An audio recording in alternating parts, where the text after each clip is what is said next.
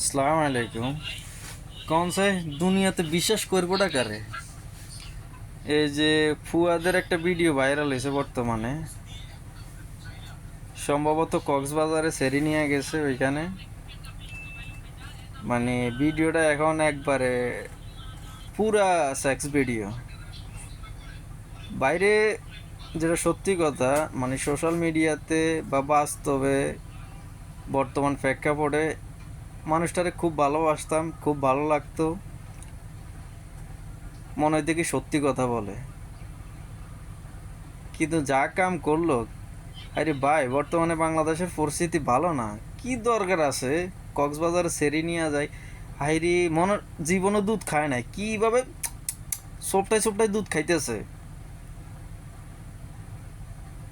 হেও পুরা ল্যাংটা, এবং কি এর লগে সেরিটাও পুরা ল্যাংটা।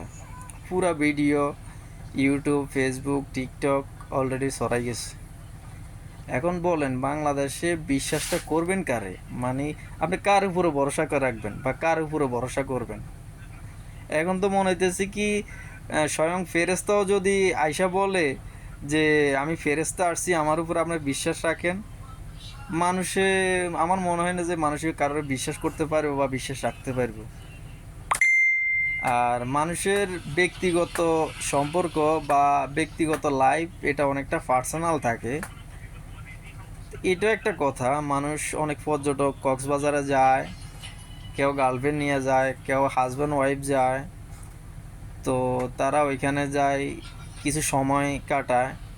কিন্তু এই ভিডিওগুলো ওইখান থেকে ভাইরাল হয় কিভাবে?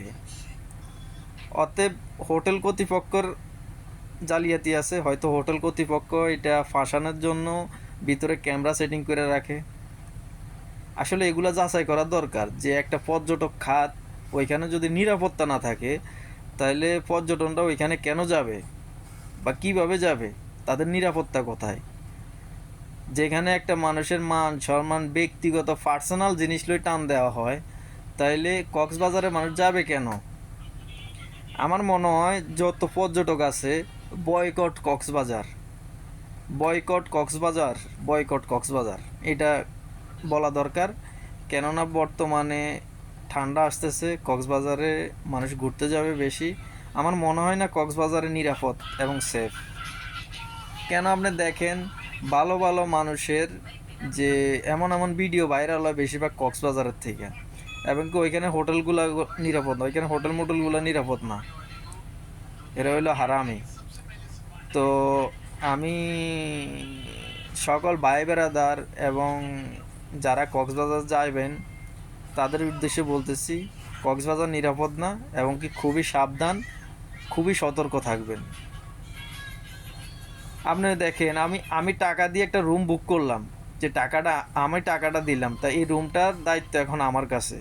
কিন্তু এই রুমে কি হইতেছে না হয়তো রুম কর্তৃপক্ষ সব দেখতেছে, তাইলে ভাই এটার সিকিউরিটি কি রইলো? এটা একটা পার্সোনালিটি কি রইলো? আর ফুয়াদ ভাই, আপনারা তো খুব ভালোবাসতাম, খুব সম্মান করতাম, এখন দেখি আপনি যেভাবে দুধ খাইতেছেন শরীরের ল্যাংটা কইরা, মানে চোপটায় চোপটায় দুধ খাইতেছেন, ভাই এগুলা ভালো না। ভালো হয়ে যান, ভালো হয়ে যান। কিতা কইতাম আর, হ্যাঁ?